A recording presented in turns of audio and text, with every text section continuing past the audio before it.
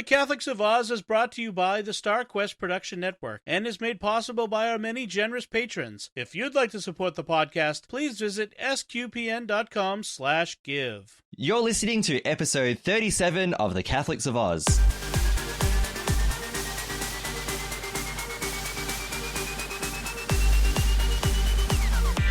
The Catholics of Oz is a show where we discuss faith, culture, and what's been happening from an Aussie perspective. Whether it's synods or science, apostolates and apps, providence or productivity, you can hear it right now on The Catholics of Oz. Hello and welcome to episode 37 of The Catholics of Oz. My name is Lindsay Sant and we are very, very happy for you to be joining us for this episode. Before we move on to anything, let me introduce who's here with us today. I'm joined by my wonderful, delightful, awesome sister, Caroline Knight. Caroline, how are you? I'm great now. Thank you, Lindsay. One of these days you're going to pay me back with something nice. I have a lot of nice things to say to you, but yeah. And all right, and to get out of the sibling thing, we also have with us, I'll say something nice. The wonderful, charismatic Lido Savol. Lido, how are you? And smooth, you forgot the smooth. And the smooth, yeah, without the criminal. The smooth Lido. Lido, how are you going today, Lido? I'm good, guys. How are you? Look, you know what I feel like? What do you feel like? I feel like a tonic and gin with some antipasto on the side. Sounds nice. Oh, that sounds familiar. There might have been someone on a previous episode of Catholics of Oz who did that with us, yeah? Unbelievable, Archbishop. Unbelievable. He's the best for us, hey? Sorry, other states. Sorry about that. Yeah. That was a fun episode. Good. We really That was a great episode, time. yes. Really so yeah, fun. we might actually start the episode off by saying, have you listened to episode 36? We were very, very fortunate and excited to be joined by Archbishop Peter Comensoli, the Archbishop of Melbourne. And he was a wonderful guest and we had a lot of fun and had a great discussion. And I think we still can't believe it that it's come and gone so quickly. It was wonderful to have him on. Yeah. Yeah. So so thank you, Archbishop Peter Comensoli, and for telling us that you listen as well. So we appreciate that. Now we know. Yeah, That's true. Yeah. All right. So before we get into today's show, remember to like the Catholics of Oz at the SQPN Facebook page and retweet our episodes on Twitter. Leave us comments on those platforms as well, because we love to hear from you. You can also subscribe on Apple Podcasts, Google Play, Stitcher, TuneIn, or your favorite podcast app. And also, don't forget that StarQuest puts all of its podcasts on YouTube, so you can just search for SQPN on YouTube and find the channel there and subscribe. Hit the bell to get notifications when new episodes of The Catholics of Oz and other great shows on SQPN come out. You can also leave us feedback on Apple Podcasts and other podcast directories. Those wonderful 5-star reviews help us to get noticed by other people, and we really appreciate when you do that and you write a nice comment as well. What are we all about? We're all about reaching people and growing this community of listeners. So we'd appreciate if you could do that. So let's begin with Faith Beyond Borders. Well, I'm actually feeling rather good about this.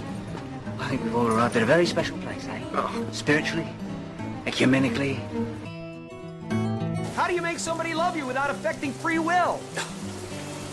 Welcome to my world, son. You come up with an answer to that one, you let me know. Yes, I had to work very hard to pass Latin and theology. Oh, quite. Those are, of course, the most important things. Oh, yeah.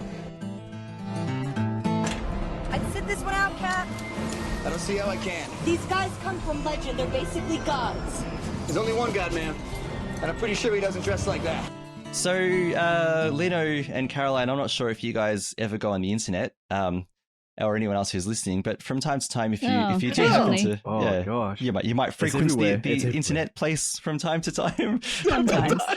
Sometimes.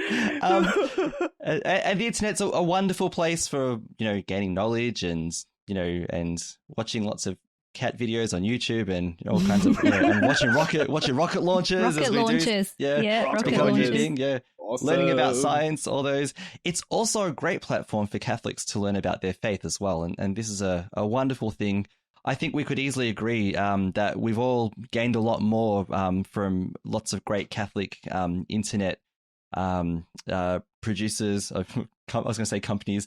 I just lost my word there. But you know what I'm talking about. Yeah, apostolates is probably the word I should be talking about. Yeah. They've done a lot for our faith. And so, including StarQuest, but you know, it's been really good to have this resource. But social media sometimes it tends to it tends to leave comments, people open to making comments, and sometimes the comments are not always awesome. And what am I getting at here? I'm getting at a video that was released by Bishop Barron recently, and it was all about the comments that he's been receiving on his website and in other forums as well.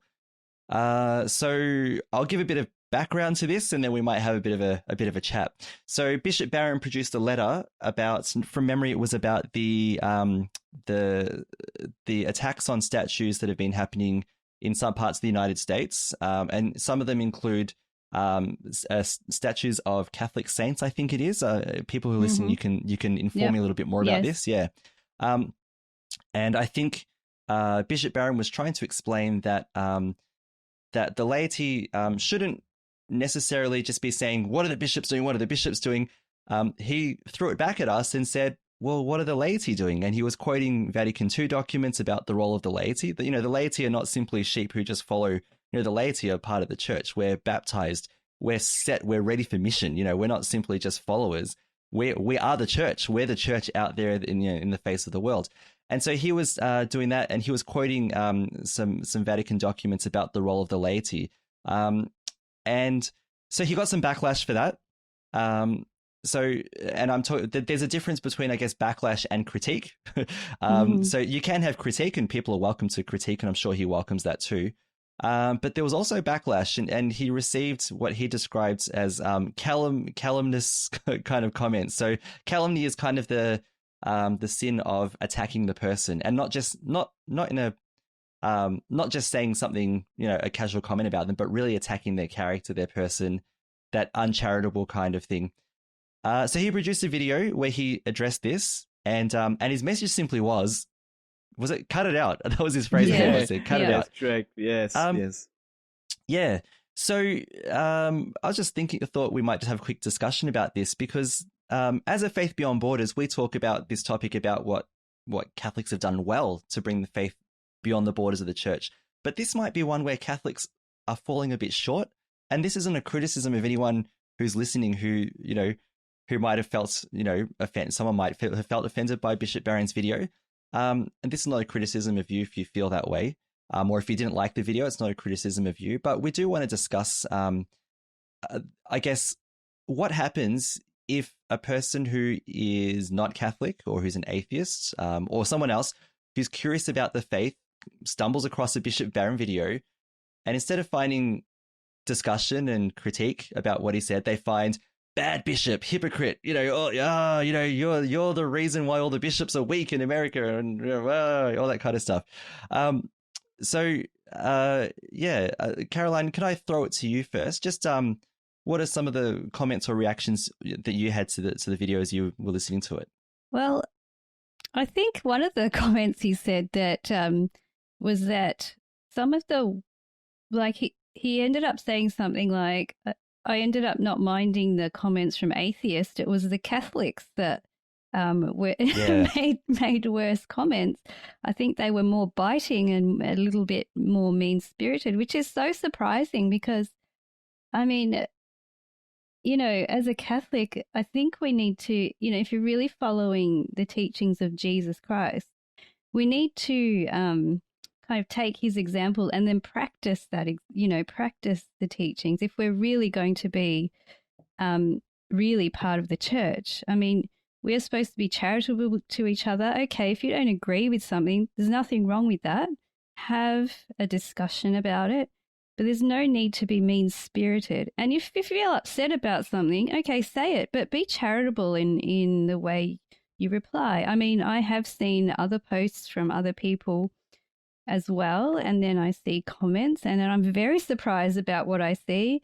I see sometimes, unfortunately, prominent Catholics posting things that I'm very surprised about, attacking other people's personalities or something they've done, and it's like this is not the community I think we need to be. I think we are not that kind of people. We are supposed to be a supportive people. We're supposed to bring each other up, not beat each other down. You know, we need to be a good example to the world because that's what Jesus asked us to do. And one way not to spread the faith is to put on, you know, show how bad we can behave. And that's really off-putting to people who might think that they may want to follow Jesus, you know. And if they see Catholics and other Christians behaving badly, what are they supposed to think? They're like, oh, well, they're no better than anyone else. Why should I become, you know, why should I follow Jesus if that's what they do? So I think that's something that really stuck out to me. So I kind of, I get disappointed as well. And the bottom line is let's support each other. Let's not beat each other down. And I think, he was kind of surprised himself about the kind of remarks he gets, which, you know, and in all honesty, I completely, agree with what he said, you know, so that's my take. Yeah, no, it's a good take. Yeah. Lido, what about you? What did you think about Bishop Barron's comments? Yeah, he was just saying that he was just getting attacked on after a comment. And it looks like it's a huge thing that's happening in the media these days. If everything you say or do, what's it called? It's been studied under a microscope. You know, you say one word, they'll take that word and use it in a bigger context, if you know what I mean, and then just blow it to extremes. You know, it's not only about our faith; it's about everything you talk about. You know, even for us, if we say a certain word, I say do something that we will be commented on. You know, and look, I guess it sort of started with our parents as well. You know, if we said something and everything, then they'll talk to us and back again. What do you mean you said that for? Hey, or yeah, that sort of thing. Look, and also what I liked about what's his name? Barron? Yep. Bishop Barron, yeah. Bishop Barron's YouTube. At the end, he said, when you want to relay the message, use truth and love. Yeah. And it just seems to just go out of the window or out of the door or wherever it is. And everyone's just, it's just full of negativity and hate when you want to reply to someone or to point your views or hate on the social media, hate on the messages. And what I liked about Bishop Barron's other part was if you wanted to make a criticism about a journalism or an article you read in the paper, you would. I'm going too old school here. Caroline probably know. And of course, you would write a paper. You know, so write a letter, put it into the envelope, snail mail. Sorry for the millennials. Snail mail, guys. Snail mail. Snail mail. You would send it over, and then it's up to the editor to rip it up or whatever, or even post it. You know. Yeah. But now we've got this social media platform and internet. You would just get huge influx of inboxes and everything on it. Instantaneous, Instantaneous, yeah. It sort of reminds, I don't know, it was a comedy and the guy, he did something and all of a sudden his whole office was full of envelopes everywhere. Yes. He couldn't start swimming through them all. Yes. I'm trying to get through there. And now it's not it's just virtual. It's virtual. You just get attacked. And Bishop Barron was saying that he had to, what was it, employ 3 people to clear out his inbox or all the comments negativity online. And the comments and like, oh my goodness me. I can imagine myself looking through them. I go, oh my God, I don't know how long my mental health will last looking through all the negativity and all that stuff going through. But yeah, in the end, I liked what he said. If you want to express your view, express everything out, use truth and love. And with positivity, you know, or try to have positivity in it, you know, a lot more, because I know we're in this world with our lockdowns and everything, but try to be more happy in a sense, or try to, if you know what I mean. Yeah, you know, express it. So yeah. Yeah, and it's probably important too to remember that, like, it's easy when you're, say, on Twitter or something. It's where I think that's where most people take their frustration out and write the worst comments. It seems, exactly. And you've got to remember that whatever you put on the internet, stays on the stays on internet. Yeah. So like, you know, it's probably Exactly. like, and everyone can read it. Exactly. It's not like, you know, you got to be careful what you say. Mhm. You don't want to be representing yourself in a bad way either. So Exactly. give yourself a bit of dignity and think about what you're going to say. Calmly, if you want to, write it on a piece of paper first. Yeah. Read it. Yeah, draft it first. Yeah. If you think it's appropriate, post it. But otherwise, you know, just think about what you want to say before you go posting nasty things. If you don't agree, that's fine. Write it in a nice manner. Just let's be amicable, okay? Yeah. Great word, Caroline. Great word. Yeah. Thank you. Lena, when you were talking about, you know, how Bishop Barron was saying, you know, in the past people would just write a letter, the snail mail thing. I was thinking of there was an episode of The Simpsons where they had Ringo Starr, and he was saying that he was going to reply to every single letter that he received, and he's in a room full of letters. And then was it Marge or Homer? One of them received a letter like 20 years later from Ringo Starr. It was Marge. Yeah, because she used to be a huge fan of Ringo Starr. That's right. Apologies, That's right. listeners. That was what I was thinking about. I remember there was an episode. that's right. His mail Bring back memories now. Yeah. Oh, Simpsons, so classic. They're so good. Awesome. Yeah, I've got a thought too. I do find it interesting as well, because the thing is, like Bishop Barron, I respect him a lot. I really love the work that he does with Word on Fire, and the reason why is because he's one of the bishops who's at the forefront. I wouldn't say just in the United States. I'd say around the world almost. I'd say he's got a pretty big influence. He's at the forefront of evangelization of the culture. So of Catholics, yes, but really, he's really trying to get out into culture in the non-Catholic space. He's very passionate about what he calls the nuns, None, and that is the people who indicate that they have no religion. And this is the group that's on the rise in Western society. It's here in Australia in our 2016 census. It's the same in, I think it was the Pew Research survey in the United States. But he, you know, he didn't look at this and go, you know, let's give up. It's, you know, the nuns are on the rise. The church is lost. He's like, no, I'm going to get in there and I'm going to get my hands dirty and have a go at it. He had a lot to say when a survey showed that a lot of American Catholics didn't believe that Jesus was really present in the Eucharist, which is scary, it's concerning. And he had a lot to, you know, and he's gone and engaged on that front as well. And in fact, he's gone and, you know, used his resources to produce series on the sacraments and on the Eucharist as a direct, you know, as a direct response to those kinds of things. So I don't know why people would want to tear him down when he, you know, especially Catholics, when he's the one of the bishops who's right there at the forefront of trying to drive evangelization, drive a relationship with Jesus, you know, drive people back to the Eucharist, Catholics themselves as well. Again, I don't want to criticize Catholics who are, who may be uncomfortable with him for whatever reason it might be.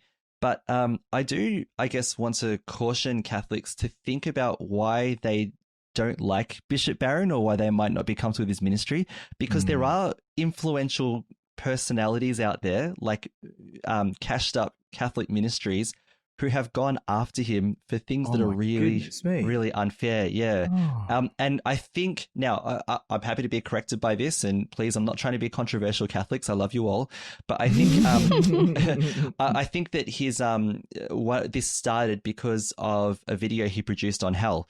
And he was talking about hell and, you know, can we have a reasonable hope that, that hell might be empty, that there's no one there. And he was saying, we can have this reasonable hope, you know, but we can't guarantee that there's no one in hell. All right. But the thing is, the church has never declared, the church can declare saints, you know, who's in heaven, you know, like, you know, Saint Damien of Molokai. I'm just picking him because he's my favorite, you know, but the church will never declare a person as having, as being in hell. And what he's saying, and I'll put a link to the show notes because he had to clarify this, and he clarifies it beautifully on his website. But he's saying that the hope and the idea that it's reasonable is the idea that Jesus has died for all. The resurrection is accessible to everyone. Does that mean everyone will access the resurrection? No, it doesn't. You know, does that mean that it's possible that people will go to hell? Yes. Does Bishop Barron think hell is empty? No, he doesn't. It's on his website, you know. But the thing is, No one, like, people haven't gone and looked at that. They've gone and looked at what internet personalities have said about him instead. And unfortunately, these personalities have really misrepresented him. And it started this anti-Baron backlash. Wow. Hashtag trademark for making that up. But but the thing is now, there's kind of a, and people are going to be upset with me saying this, but there's a confirmation bias now where when they see Bishop Barron online, they instantly assume that he said something wrong. You know what I mean? That it's always wrong because he's, because he's a bad bishop, that kind of stuff. I guess it's easy to go along with, like, if other people, a lot of people present something in a certain way, you just take it for face value without actually going and researching and finding out what the truth is. So that's unfortunate. True. Yeah. Yeah. I want to prompt our Catholic brothers and sisters in charity and in love, not out of criticism. I would never criticize another Catholic. It's always out of love. I prompt you to, and I'll put it in the show notes, but there's a link to his teaching on hell so that you can see exactly that he's Catholic and that he believes what the Catholic Church teaches as well. He hasn't gone outside of church teaching. And having said that, I mean, and this is where you can critique without criticizing as well. You can look at it and you can say, oh, but what about this? But what about that? And that's where you can critique and ask questions. It's healthy to have a discussion. There's nothing wrong with that. Absolutely, I mean, that's where we find out information and, we support each other. So there's nothing wrong with that. There's no reason to be nasty about it, though. That's all. And going back full circle, Vatican II, the laity, it says talk. You're baptized by virtue of your baptism. You are following, in the mission of the church, and the mission of the church is God's mission, and that's what you're on about. So if as someone who is involved in God's mission, if you think a bishop has said something wrong or any Catholic has said something wrong, start with, like Lino said, truth and love, not with this person's a hypocrite, this person's bad, this person is heterodox, this person, all these words. I don't even know what that means. Maybe I'll put it in the show notes. But basically, I'll look it up. Opposite to orthodox, really. So orthodox being you follow all right. But all these things that people say. The other thing I was thinking is I've actually in the past I've really kind of stepped back away from it now. But in the past, I've dialogued with atheists in private chat groups on Facebook and things like that. And sometimes it's toxic and sometimes it's not. But the toxicity. Not from all atheists. There were some really good ones, some beautiful people, but unfortunately there was a toxic group who were quite strong. So I ended up leaving that group because it wasn't productive. Healthy. It wasn't productive for you either. Yeah. But the thing is, unfortunately, Bishop Barron is right, because in other Catholic private groups, they can be worse. They can be worse than atheists. And that's really sad, because we're the ones who have truth on our side and we're not using it. Instead we're using, we're going for the scandals. We're going for the, for the bashing, and that's not really us, and people will say, but Jesus used strong language. Of course he did. And he did. But he criticize. Was charitable. But the thing is, he was challenging people to truth. He wasn't saying you're bad, you're always going to be bad. He would say things like, you're on the path to hell because you're doing this, for sure. No. All right. But the thing is, at the end of the day, he died for everyone, even those people, out of love. Are you willing to criticize Bishop Barron, but also die for him? Like Christ did that. We're not, we're not good enough. We're not, we're not big enough to say that we could do that. So I think, look, I'll cap off my thoughts with this idea, and then if you guys want to contribute anything, but I go back to the Gospel of John. I go back to the Last Supper, and Jesus, the great commandment, love one another as I have loved you. I've loved you. Basically, this is how people will know that you're my disciples. I'm paraphrasing here, because you love one another. The love in the Catholic community is what brings people in. It's what brought my wife into the Catholic Church, was the love she received when she came to Mass with me one day, and all these people were, they loved her. You're not going to bring anyone into the Catholic Church. You're not doing Jesus any favors by bashing and saying, all this, bad stuff. These people are bad and whatever. Like you said, Caroline, what people see online, it's there forever.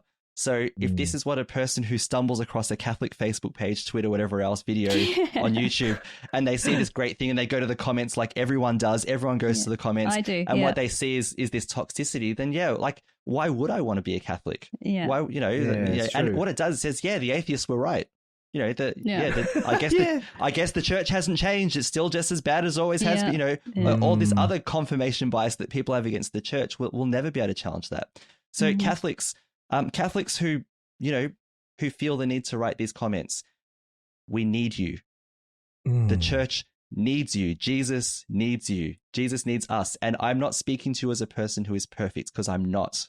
I screw up. I get angry. I want to write comments. Don't you worry. Sometimes I want to write those comments on Facebook too. But let's go back to what's been said previously: truth and love. If we want to present the truth, let's present Jesus as the truth, as the way, as the life, without bashing our fellow brothers and sisters. And let's critique and call out in charity if we need to. I'm not saying don't. We have to do that. We have to call each other out in charity, in truth and love. And let's do it that way rather than, you know, the other way, which you know is anti the gospel. I'll get off my soapbox now. I'm done. Fantastic. All right. Good. All right. Wow. All right. It's going to put the high horse back in the stable now. There you go. You need to start your own YouTube series. No, I don't want to get bashed online. No. Good point. Yeah. Do you guys want to say anything else, or should we move on? I think we've had quite a bit to say, haven't we? I think we've covered it. All right, cool. Well, Caroline, I'll give you the scientific high horse now. Let's talk about science. What a fine day for science. You have any hobbies? I collect spores, molds, and fungus. Can you reverse the polarity? I'll do my best. Science, science, science, science, science.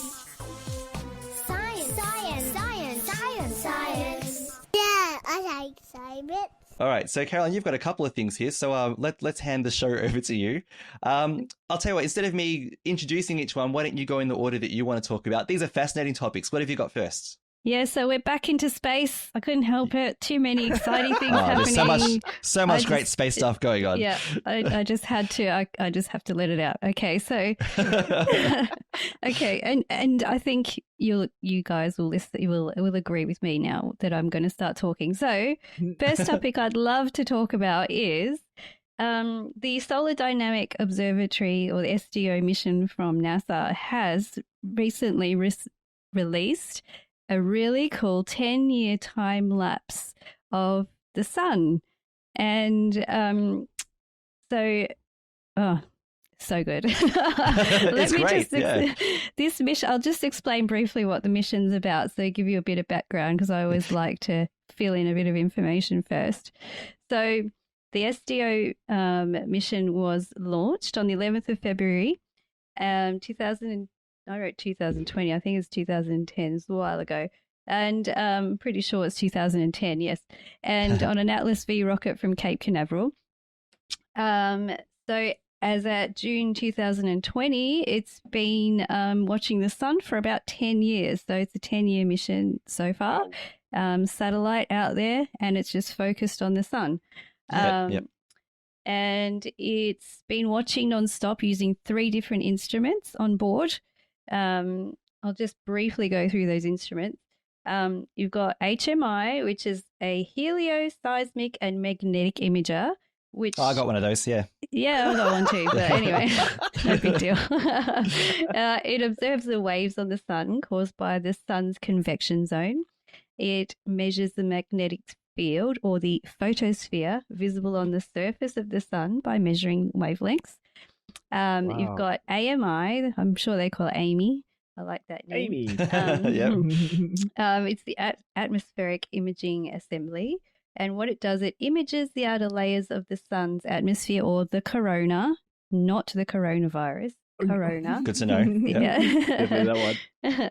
And the sun's corona actually is like hotter than the surface and the inside of the sun, which is amazing. It's like ranges. Wow. Now this is the figure I got, but there's a few different variations, million to about 10 million degrees, and I think that's probably due to the magnetic energy that's happening on the surface of the sun and all of that. Goodness which me. is just mind-boggling anyway. Get that tanning lotion out. Yeah. Yes, you do need it. So it measures temperatures, it measures solar events that are captured such as the solar flares, the solar mass, the coronal mass ejections that we're all fascinated by watching. And it takes 8 full sun images every 10 seconds, 24 hours a day, 7 days a week. Goodness me. Then we've got the EVE instrument, which is made up several smaller instruments. It's called the Extreme Ultraviolet Variability Experiment, which measures the extreme ultraviolet range coming from the sun. So it measures extreme ultraviolet light. It measures so I'll call it EUV, instead of saying extreme ultraviolet variability. Extreme ultraviolet light brightness increases when the magnetic energy comes from the sun, and it's more energy, it's more active. It measures the changes in the ultraviolet light and it helps us to understand changes. And then it also measures different wavelengths and the different spectrums of the UV light, and it does this every 10 seconds, 24 hours a day. And this helps us to predict the amount of the extreme ultraviolet coming towards Earth based on the activity on the sun, so the flares and the coronal mass ejections. So out of this mission, has come this amazing compilation of images, and they've put it into about an hour of footage. And now, hold on to your horses for this information. There is 425 million high-resolution images that makes up this footage. Whoa. It's taken 20 million gigabytes over 10 years of storage. 20 gigs? Yes. Whoa. So that's a lot of information. That's a lot of information, I was about to say, yeah. Yes. And it's measured the wavelength at 17.1 nanometers, which is the extreme ultraviolet range that I was talking about. And it highlights the sun's corona at this wavelength. And when you look at the image, the sun is yellow. So it's a yellow image. There's another mission, the Soho Mission, which is a joint ESA and a NASA one, and they will measure the sun in different wavelengths. So you'll see it in red and blue and green and yellow. Wow. I think I saw a bit of that, You will have seen it, and the different wavelengths highlight different features of the sun. So cool. It's really cool. But this one does it in the extreme ultraviolet range, and it gives really good, clear images of the magnetic fields, the mass ejections, the solar flares, all that activity that we see on the sun. So just about the footage itself, it starts off in June 2010, not long after the mission was launched. So the sun is in still relative minimum. It's not that active. It's a few solar, I guess you can call them sunspots if you're looking at that, but it shows a bit of activity around the equator of the sun, and because that's where we see it all happening. So then the footage goes through the 11-year cycle. So the sun does have a cycle with its solar activity. It slowly increases and heads towards a solar maximum. Then we get to the solar maximum, which is so good to watch. All that bursting energy out of the sun. Wow. It's so good. Seeing all the particles fly. I love when the particles fly towards the camera and it just kind of blinks a little bit. It is just like full of energy. And we see the solar maximum, and they confirmed this to actually occur in 2014. And just as a side note, they don't actually confirm solar maximum or minimum till about 6 months after it's actually happened. Oh, wow. They don't go, okay, now. Now. They actually, I think they have to look at the data a bit and then go, this is actually solar maximum or minimum. Gotcha. Yep. So, we get to see all that violent activity there. And then it starts to come down a bit again, and as we're moving towards the minimum. And so then you see the less activity, and the surface is a little bit more quiet. And it ends in June 2020. And we are actually now heading towards a minimum. And they're thinking towards the end is when we're going to end this cycle. So we're in cycle 24. Okay. And then we will be starting cycle 25. Go and check it out. It's on the NASA website. Look up the the Sdo Mission, and I'm sure we'll have a link that you can just have a look at. But yeah, the sun fascinates me so much. I just love it. And we've spoken about other missions on the podcast that we love, that are, launched to the sun. So yeah, gotta watch this footage. If you love the sun, it's cool to watch for an hour. I did have to skip through a little bit. Because, get to the maximum now. But, come on. Get to the maximum. Right. It is so cool. If you don't have time to watch the whole hour, or just put it on, if you've got a smart TV, just put it on there and just let it go for an hour while you're doing something. It's really cool just to have the sun spinning around 10 years of it in 1 hour. So there you go. Wow. So that's pretty cool. Can I say it's like a meditation video, to be honest. It's great. It's actually really relaxing to watch the sun just slowly spin around. Does this one have music? Because the one I watched had music going into it as well. A bit of music, yeah. They did a nice production on it. Yeah, it looks really cool. It's great. Yeah. No, it's really cool. I think there was a little bit too where they had to recalibrate the camera, so you see that move out of focus a little bit, and then they put it back in. So there's a few events. I think there's a transit of planets and stuff like that. So there's a few interesting things that happen during the video as well. So yeah, go watch it, go spot those things. Pretty cool. And go read about the mission too. It's very, very interesting stuff. Yeah. So we'll have that in our show notes as a link. Yeah. Yeah. So, for sure. All right, Caroline, what else you got for us? Got some more exciting space stuff? This is really cool. Let's go into the bizarre here. It's a little bit out of the ordinary of what we know generally about planets going around stars and stars themselves, right? So there's some research findings just published now in the Astronomical Journal on June the 5th, 2020. So it's about a planet, exoplanet, because it's not in our solar system, called Kelt 9b. And this was observed and found by NASA's TESS mission. So TESS standing for Transiting Exoplanets Survey Satellite. Okay, so what this does, it points to a star and then it will measure the dips in light, and the dips in light will indicate that there is something transiting that star. Okay. So then they use this information gained from the dip, because dips can be like all sorts of, they have a measurement there for it. You can see it in a graph. They generate a graph. So they can tell how big the planet is. They can tell about the star. You'd be amazed about how much information they can actually get out of these dips of light. So they find out about the star and about the planet and just a lot of information. So are you ready? Okay, so what they found is Kelt 9b is two times the size of our Jupiter. And now, it's very big. Ooh. Its sun is 2 times the size of our sun. And it's a very hot sun, okay? I think it's so it's not yellow like ours, a blue star, like, really hot one. Oh, that's really interesting. Yeah. Yes. The planet takes only 36 hours to orbit the star.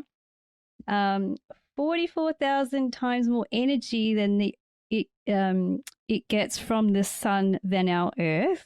Okay. Oh, wow. It is one of the hottest planets that we know about so far, with a surface temperature of about 4,300 degrees Celsius. Woo, that's hot. Not a holiday spot. No, it's like right up there. It's right in the and its surface temperature can be hotter than some stars even. That's what they're saying. That's something.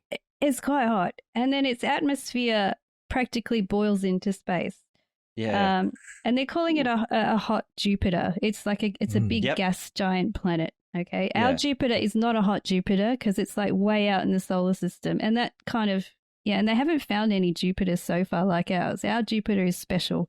We're unique, aren't we? Our solar system is unique. Yeah, our Jupiter-like planet is in the wrong spot compared to in the other solar systems where they're all close. Yeah, that's right. Exactly. As a side note, it's actually in the right spot because its gravity is so strong that it pulls in everything to it. And it kind of protects the Earth as it pulls in masses of, gigantic things that could hit This is the so Earth. fascinating, That's isn't a it? good side Yes. note. So you just think about that for a bit. Yeah, just Yeah, think we're about that. alive. We exist because Yeah. Jupiter is where it is in our solar system. Yeah. That's And in yeah. every other observation, they've seen these Jupiter-like planets quite close, and so they're always Yep. called a hot Jupiter. hot Jupiter. It's true. Can I pull you back for Yeah. 1 second? Did you Sure. say that the what is it? It takes 36 hours for this planet to go around the sun. Yeah, it's super So it's a fast. It's 36-hour like year whizzing then. around. Yes, exactly. I would not be able to So- get everything I need to get done in the year on that planet. No, you don't want to be there. It's too hot. Time goes too quickly. I'm just going to tell you a bit more about it why you won't want to be on it. It's not on my bucket list now. It's not on my bucket list now. No. Yeah. No, they've found that Kelt 9b is actually tidally locked. Okay, so only one side of the planet faces its star, which is exactly like our moon. So we only see one side of our moon. Okay, so we have the dark side of the moon that we don't see, and we have the surface that we always do see. Yeah. So, okay, here we go. Okay, so Tess has learnt, apart from the stuff that I've told you, that its star also spins extremely fast. It's 38 times faster than our sun. It spins 38 times faster. It does it in 16 hours for one rotation.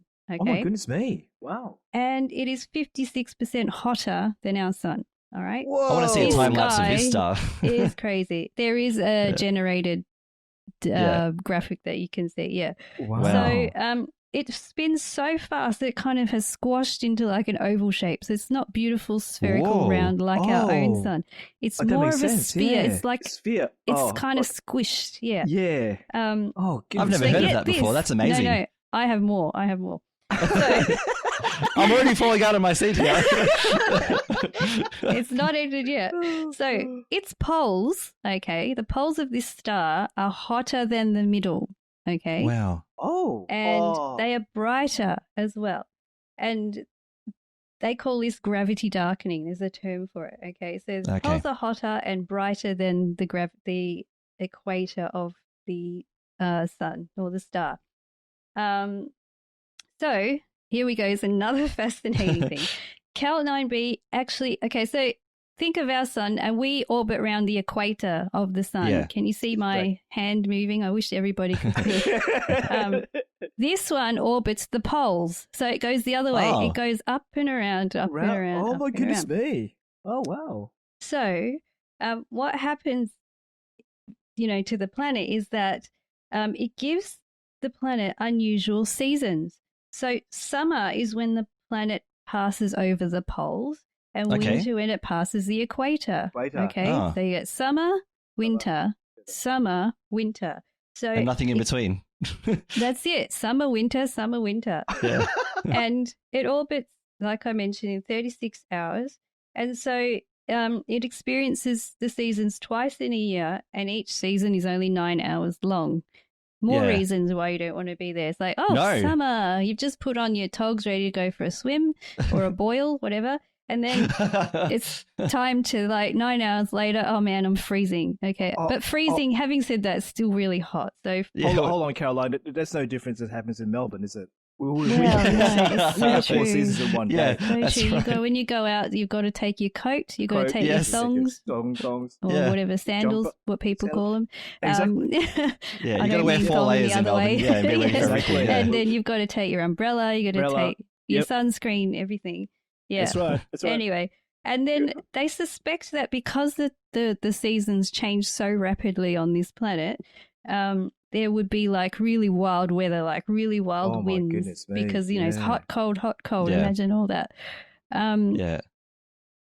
So so that's pretty cool. So this planet was discovered in 2017, and they measured these transits between the 18th of July and the 11th of September 2019, and they measured 27 transits, and that's how they got all that information. Goodness Isn't that amazing? Are there stars like this in other parts of in other solar systems, or is this a really unique star? Do you know? Or Well, this is the hottest one, okay? The Yeah. hottest Jupiter. It sounds that like a they've freak found amongst so other far. stars. And yes, they were saying that it's pretty unusual. And they were confused by all this information. They had to really make a lot of, had to really analyze to make sense. But isn't it amazing just from a dip of light that they can get all this information, and you can actually read about it, and they do explain. There's a bit of a video as well that tells you how they've, come up with all this information, which is really, it's amazing. I mean, from a dip of light, I would just go, oh yeah, there's a planet. They just got so much information out of it. Yeah. So, there's other planets that they've discovered, that may be Earth-like, but are really big, or there's another Jupiter they've found, and it's like really young, and there's just they're all different. So and you just think all the stars you see out there are most likely have a planet or a few planets, planets orbiting them. That's correct. So, there's a lot to discover. I mean, we will never, ever, ever discover everything. No, that's right. And the number of planets in our galaxy number in the billions, don't they? We can't even know. It's just again an estimate. Can't fathom. You can't. Exactly. It's just. Oh my gosh, it's so good. Yeah, anyway, it's amazing. so much to think about. Yeah. I just love it. That's why I had to. My space, energy was like bursting. I had to let it out. You were hotter than Kelt 9 for a second there, the way you were going. Spinning faster than it was. But I hope you guys enjoyed that. The name's not Caroline anymore. It's Kelt. No, I love it. I mean, and doesn't it just fill you with a sense of wonder how totally. We're just here on this one little, and isn't our solar system sort of on the, and I use the word loosely, like in the kind of the corner of our galaxy, like, the further edges. Corner, but like further out compared to where all the action is as well. And it's fairly calm and, so far. seems to be designed just for us, Yeah, we're the outer suburbs of the galaxy. We totally are. We really are. And it's nice and quiet here. I like it. Yeah. You don't want to be out where it's more energetic and everything else. Yeah. Yeah, we're the city of Casey of the Milky Way. It's just quiet suburban, and a lot of COVID apparently. So yeah. Well, actually, let's get to that. So before I do, let's we're going to pass over to Lino in a sec, and we're going to do something personal. I bet you don't know anything about me. You were born in Phoenix, you went to school in Tempe, you're an only child, your favorite show is something called The Real Housewives of Atlanta, and your favorite book is Kendall Jenner's Instagram feed. How did you know all that? So something personal is a topic where we sometimes talk about our lives. Now, this one is not directly about us. This is a bit more loosely related. As we're recording today, Victoria is going through a second wave of COVID-19. So the rest of Australia are doing quite well. Fortunately, that's a really good thing. But unfortunately, in Victoria, we're experienced a second wave, which is actually, and Caroline, you can correct me if I'm wrong here, but it's worse than the first wave that we had. So the first wave we had was people coming from overseas and they were in quarantine. Yeah. Okay, and they were, compared to numbers we're having now, they were quite manageable, and we had the curve went up and then we managed to squash it and go down, and we had a few numbers in between. We had a few 0 days as well, didn't we? We did, and we thought we were coming out of it until very recently, where it has leaked out into the community now, and we are, compared to other countries, we're still quite lucky, and we're up in the 200s now, like that's new, but it is in the community. So like, I guess 200s are what we're measuring, but we're not really sure exactly how many's out there. So it's out, like it's being let out. It's now, in the community, unfortunately. So we just started lockdown again. We've been in lockdown for a few days now. Couple of days, and, so we've got the 4 reasons why we can't go out. Why we can go out. Was it shopping, work if you can, work and study, caregiving, and what was the other? Exercise. Medical appointments, exercise. Exactly. And that's it. Really. So it's for another 6 weeks, isn't it, guys? Yeah, for 6 weeks. 6 weeks. So into August. I get to work from home a bit longer, which I'm happy about. There you go. Yeah. The rest I'm not happy about. That's true. So these are called stage 3 restrictions where we are. So we had different stages, and basically with each stage they kind of upped the game. We last time almost went to stage 4, which would have been a complete and total lockdown, but that didn't happen, fortunately. I don't think we're going to be doing that. Or actually, you know what? I have no idea anymore because I keep saying I don't think this is going to happen and something happens. But we are, look, we're in a precarious position at the moment. And so we've gone into stage 3 lockdown in order to try and all the other states of Australia have locked us out. We are the the borders country, are closed. Unfortunately. All the borders out of Victoria are closed, so there's no leaving. And in fact, it's metropolitan Melbourne, so it's all of the suburbs, the city suburbs. We're 45 kilometers from the city. We're part of so we're part of Greater Melbourne. Greater Melbourne. So all apart from one shire, in the one country shire, all the other country shires are not locked down. Because they've had cases there. Yeah, and hopefully it stays that way. And they're calling it ring fencing, where they close.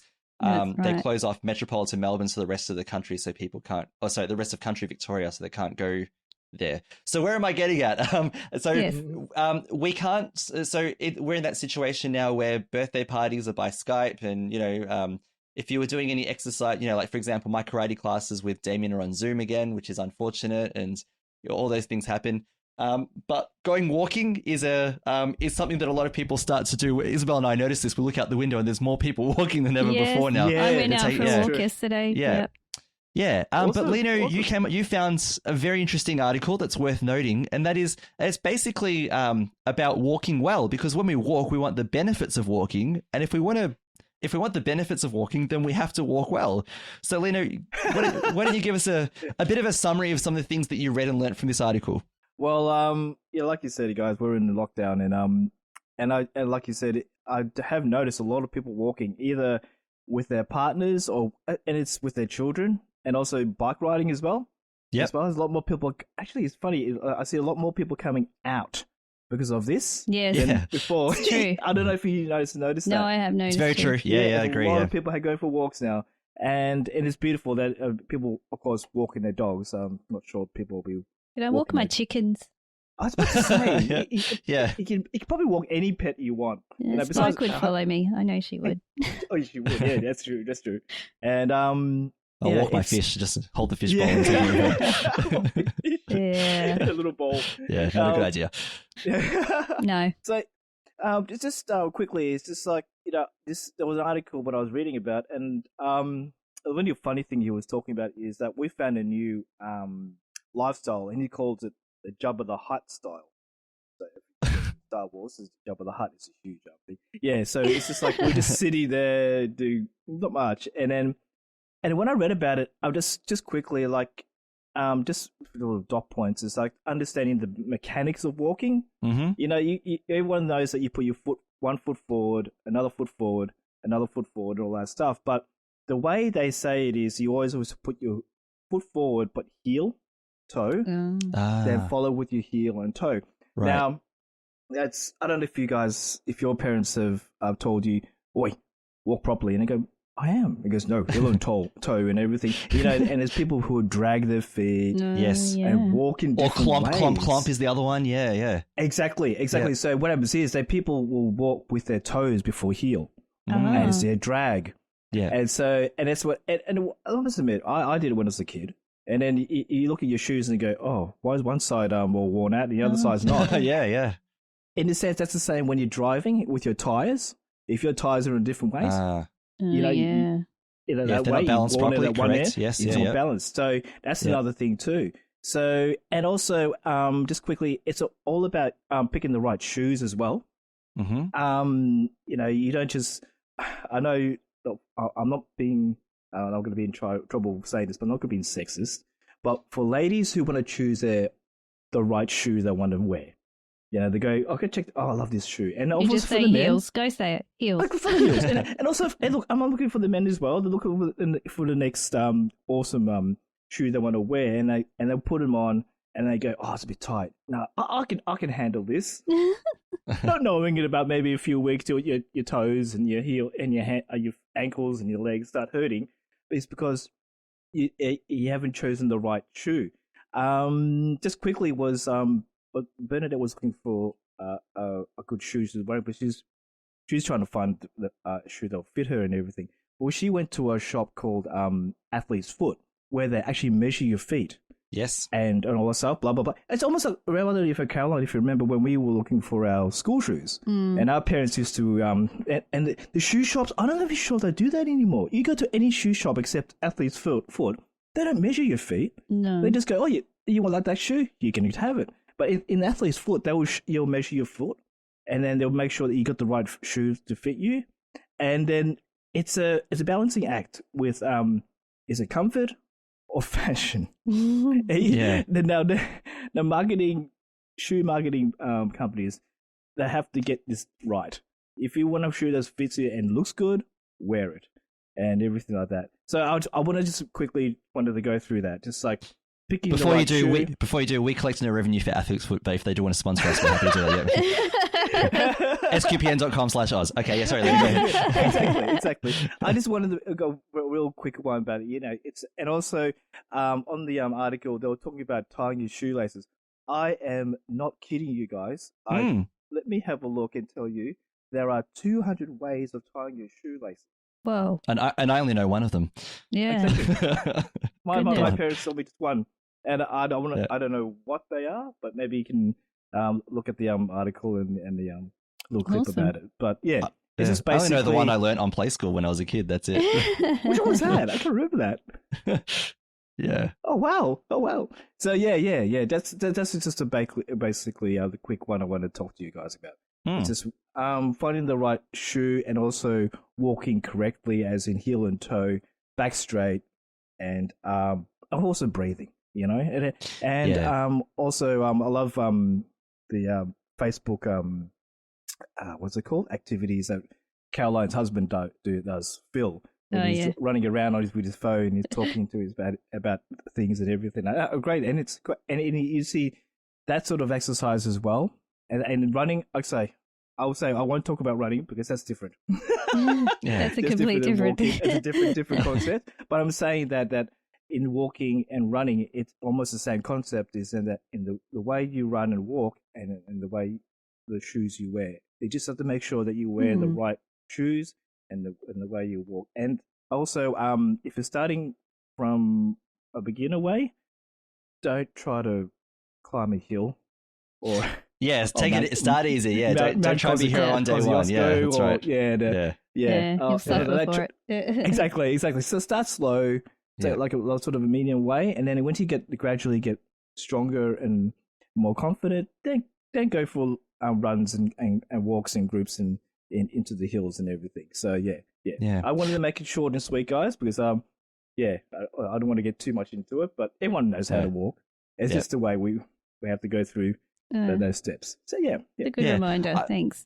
I like your article because it also was talking about how you can notice things about your body when you're walking too. Exactly. For example, if you're, and I notice this sometimes where you might put too much weight to one side of your body to compensate for pain or weakness on the other side. Exactly. And it's saying, maybe it's a good time for you to see your GP. So if you are doing more walking than you normally, you might notice some things that you need to go to the doctor about to get looked at, which is good. Exactly. And it might be just something simple like getting corrective shoes or walking with your back a bit straighter, or there are some things that it was saying that when you walk to engage your core, like your tummy muscles as well, that's important to help you keep your back straight up without, because sometimes people say keep your back up straight and we stiffen up and it's really unnatural and uncomfortable, but there are natural ways to have a straight back as well, and some good things in there.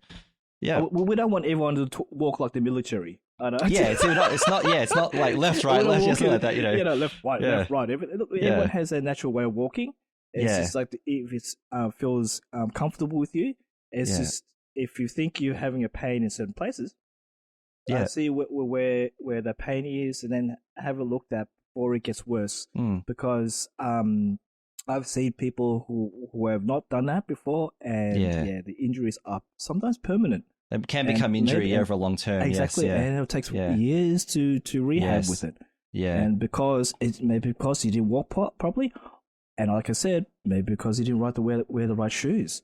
Yeah. And just a side note is, when Bernie and I went to the Philippines, we went through these hills to go to a waterfall. Yep. I saw a guy carrying a pack of cement while wearing thongs. Oh my god. Whoa. And he looked okay. Yeah. Yeah, he's probably been doing it for a long time, Lena. He's probably been, exactly. Yeah. I think it's because of the conditioning and the way they've done conditioning, these things of for course, years and everything like that. And I'm thinking, oh my goodness me. So that's another thing as well. Just keep in mind as well. Yeah, I'm not trying to confuse you in a way. I'm just thinking, wow, this is the way this is the way they've been brought up and vice stuff. Yeah, you can't condition your body for certain things. Yeah. Yeah, exactly. All right, so we'll put a link to that article in our show notes as well, and yeah, if there are any fitness fanatics out there who've got some tips, or any doctors out there who've got some tips for walking, then hit us up and let us know so we can share those with our listening audience as well. All right, so we'll finish off the show there. I actually wanted to finish. There's a bit of follow up to go through today. Actually, Caroline, I might throw it to you first. You wanted to talk about your husband Phil and something great that he did. Was it yesterday? I think he did it yesterday. At time of recording, yeah. Yeah, so this week was supposed to be the celebration of Naidoc Week, which is the celebration of our Indigenous people of Australia and Torres Strait Islanders. And the idea is to share heritage, culture, history, their knowledge, to highlight important issues, and to highlight achievements of people in their community and stuff. And usually there'd be all sorts of community events, but because of COVID-19, we can't physically, they can't physically do, have those celebrations. And I'll just quickly mention the theme for Naidoc Week this week is Always Was, Always Will Be, which I really like because it recognizes that the First Nations people have occupied and cared for this continent for over 65,000 years. And it invites all Australians to embrace and acknowledge the true history of this country, a history which dates back thousands of generations. So these people have been here for that's a really long time, so it's good to recognize our Indigenous people. So what happened is, since it was postponed, they held a virtual March run event. And so it's being held. So today's the 11th of July. Yeah, so it's held between the 10th and 12th of July, and it's to do some fundraising for the cause, to promote health and well-being as well of our Indigenous people. And you can do all sorts of things. So it's a virtual walk or run. You can choose your distance. You can do 3, 5, 10, 21.1, 42.2 kilometer walks or runs. Yeah. Wow. And Phil yesterday, he has been running for a while, and he managed to get up to 10 kilometers a little while ago. So congrats, Phil. Congrats. Yeah, he opted for the 10-kilometer run, and he did that yesterday, which I'm very proud of him for doing and for taking part in this cause. And as a result, he's going to get a beautiful medal, and it's a beautifully designed a medal, and it's designed by Indigenous artist Laura Thompson. So, oh wow, you can go on the Clothing the Gap. So it's Clothing the Gap website, and you can also buy merchandise there. I would love to buy one of their T-shirts. I just really like it, and it's got the Always Was, Always Will Be logo and a few others. And so I think that's just a really nice way that we can, take part and support our Indigenous family in this country. So just wanted to quickly mention that. Nice, awesome. All right, so I'll follow up. So. You would remember, if you've listened to this podcast often, that in episode 35 we did an episode called A Catholic Perspective, and we got more feedback than we ever have before, which is great. Which is good. So if you remember, we spoke about a Catholic perspective on the Black Lives Matter movement.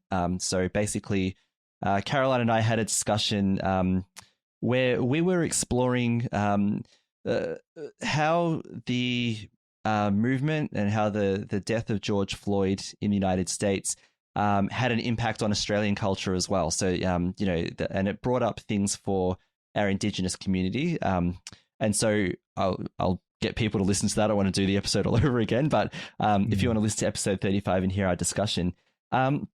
So I wanted to briefly go through some of the feedback. I can't read everything that everyone said because there's a lot. But firstly, just from a point of gratitude, thank you for the feedback we have received.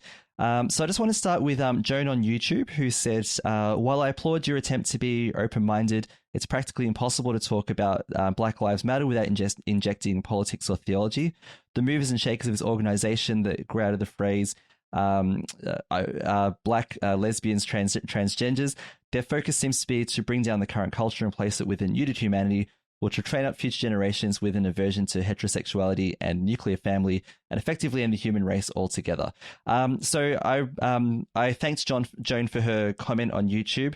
And again, I can't read my whole comment because there's quite a bit. But what I said to her was that, you know, it is difficult to take politics out of a discussion like this. And of course, you know, we would never support organizations within a larger movement that you know, want to promote anything that goes against Catholic teaching. So that's pretty clear there. What we were doing was basically talking about a section of the community, especially in Australia, who were feeling that they weren't being listened to and that their dignity wasn't being listened to. And dignity of a human person being created in God's image is something that we're all about as Catholics. So I thanked Joan and I said for her comments. And she replied, you know, she understood our intent, and you didn't have to do this, Joan. She apologized, and Joan, don't please, people, like, never apologize for your comments. It's okay, because she was worried that she came off across as a bit strong, but not at all. I read it in charity, and I thank you for your comment in charity as well. So what I finished by saying to Joan was saying, please pray for us, and we'll be praying for her as well. You know, and we do appreciate people's comments. Got another one that was a clarification by David Schutz now on Twitter. Now, firstly, I have to say that I contacted David privately because I wanted to know how to say his surname because I didn't want to mispronounce it. So yes. Now he made it easy for me because he said it's like Schultz without the L, and we know some Schultzes, so that was really good. That's really good. Yes, yes. Yeah. So David basically just clarified with me that because I said that the proportion of Indigenous people who die in prison is higher than any other group. And that might have been the case at one point, but it's not the case anymore. They're not the highest. But and so he brought in, and I haven't got it here in front of me, but he brought in an Indigenous Anglican pastor, I think it was. And he said, basically, it's not that Indigenous people are dying at a higher rate. It's just that the rate is way too high, which, you know, which is totally, you know, which makes perfect sense. So, so while we have seen an improvement, which is good, we're not there yet. It's still too high, even if they're not the most represented group who are dying in prison anymore. David, I hope that I got that right, but, you know, hit me up on Twitter if I need to clarify further. Yeah, so there was that one, and there was one more, and this person wanted to remain anonymous, and I respect that completely. There are good reasons for why they wanted to remain anonymous. So I'm going to refer to this person as Catholic in Michigan. And I apologize to you because I can't read everything that you wrote, but I would tell our listeners we did have a good dialogue. But I'll just read, I guess, the ends of this person's email. But it said, and by the way, Catholic in Michigan identified that they are a Black person as well, and had a different perspective as well. But said the following: by saying Black Lives Matter, you're implying that they didn't prior to this movement. When George Floyd was killed, his killer was sent to jail, and his accomplices were prosecuted. The only thing that protests did was destroy poor neighborhoods and ensure most cops will stay away for fear of persecution. The crime will still happen, the bigotry will still happen, and the middle-class protesters will go back home to their safe neighborhoods. If you want to help Black people promote the family of God for all people, if you want to help poor people promote good books, promote good books and help us all think. Have thorough and poignant discussions. Help us all reclaim our Christian heritage so that we have the tools to think and make better decisions. But please stop apologizing to my skin. And so she was very passionate in her response and her comments to us. And I can see why, because she's sort of right in the thick of it. And so that's where she's coming from. So I wrote back to her and I explained the impact of George Floyd's death on our Indigenous community. And I said, I said to her, we'd never criticize you or want any harm to come to you or any bad things to come to you because you happen to have a different point of view, or you didn't agree with some of the things that we said. So I thank Catholic in Michigan for those comments as well. And we are all about dialogue here. We're all about, us saying things and listening to what other people have to say. And we'll always listen. And while we may not all agree with each other, I think what Catholic in Michigan and I say us as an extension did agree is that we're all trying to do God's work. And that's probably the most important thing. And in all of this, in wanting human dignity for everyone, and in focusing on Black people at a particular time when they were feeling hurt because of what they saw, we want to see Christ in that situation and see everyone's dignity upheld, restored, affirmed, all of those things that we think about and care about as Catholics. So that's feedback. That was a lot. I've never had to do so much feedback before, but it's good. I'm really grateful. Yeah. Really grateful. And so please keep sending feedback. And of course, in this follow-up section, I do again want to mention to everyone, we had Archbishop Comensoli on our show last episode, and you should listen. It was a lot of fun. It was great. We were really grateful to have him. And so episode 36 of the Catholics of Oz, if you want to check that out. And if you want to mention anything about that episode and pass a message to him through us, we'd be more than happy to mention it on the show. But again, Archbishop Comensoli, thank you so much for being on our episode last 2 weeks ago. And I hope we can have you back in the future. We'll see how. I've set it up now. It only works, but it only works when Lino says it. We found out. So yeah. I was about to say, I didn't do this one, Archbishop. Wasn't me. Wasn't me this time. Yeah. All right. So I do want to finish off the episode. If you listened to episode 36, you would have heard Archbishop Comensoli praying the prayer for the protection of Saint Joseph on the Archdiocese of Melbourne. Now, this prayer, since that podcast, actually, my family and I have been praying it together. So every night we pray it before we go to bed. And I think it's a beautiful prayer. So what we were thinking is that we'll pray it at the end of every episode until, like Archbishop Comensoli had said, until there's a vaccine or until we're out of the woods, we know that we're clear for good. So, guys, I'll lead us in the prayer because it's going to be awkward for the three of us to try and read it over microphones. So there's a little bit of a delay as well. Yeah. So we'll pray in the name of the Father, the Son, and the Holy Spirit. Amen. Saint Joseph, you were receptive to God working in your life. Help us by your prayers at this time of trial. You kept Jesus and Mary under your watchful care. May your prayers assist our local church to respond to those in need. You taught the Christ child your trade and prayers. Help us to follow his example of love. You are part of God's plan for all humanity. Assist us to be vigilant and responsible this day. You spent your life in service. May we be mindful of others, particularly the elderly and vulnerable, caring for them in these difficult days. You trusted in the clear primacy of God over all history and every situation. Help us to grow in faith and pray to the Father, thy will be done. Amen. In the name of the Father, the Son, and the Holy Spirit. Amen. Amen.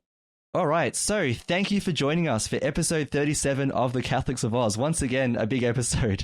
Before we go, we'd like to mention some of our patrons and say thank you to them because they are the ones who make it possible for the Catholics of Oz to continue. So today, I'd love to thank Renee C., Elizabeth B., Zach W., Nolan O., and William T.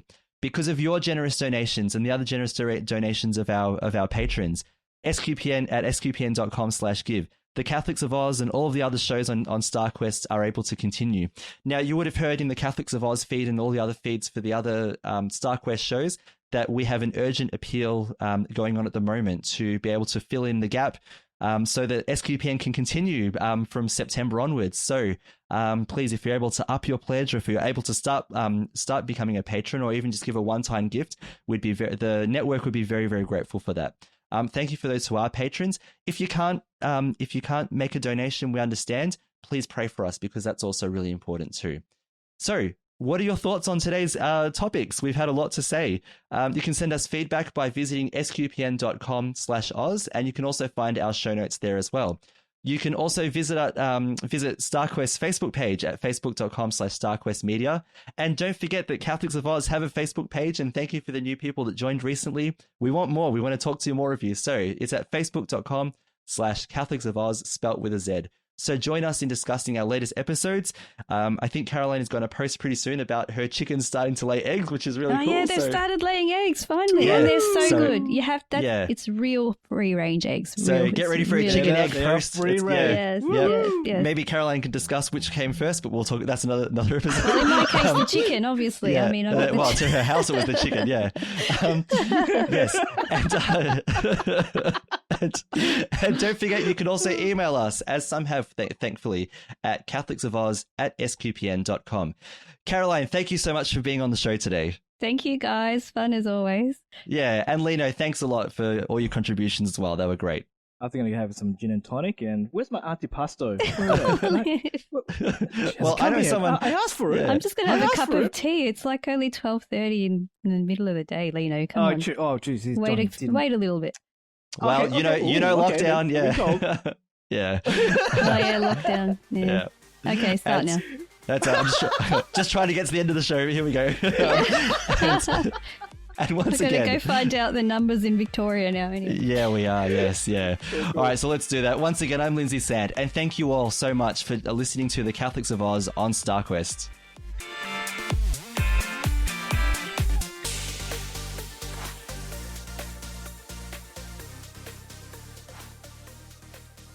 There we go. Thanks for letting me get to the end, guys. Eventually. Yeah, that was good. Good all fun. Right.